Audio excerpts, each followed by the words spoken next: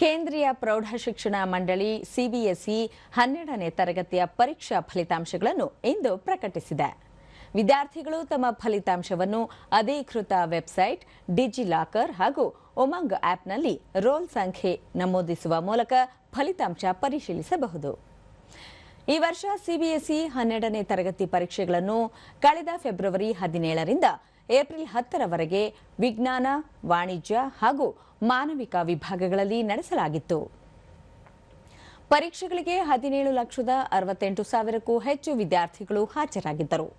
ಈ ಪೈಕಿ 15,07,000ಕ್ಕೂ ಹೆಚ್ಚು ವಿದ್ಯಾರ್ಥಿಗಳು ತೇರ್ಗಡೆ ಹೊಂದಿದ್ದಾರೆ ಎಂದು ಕೇಂದ್ರೀಯ ಪ್ರೌಢಶಿಕ್ಷಣ ಮಂಡಳಿ ಹೇಳಿಕೆಯಲ್ಲಿ ತಿಳಿಸಿದೆ.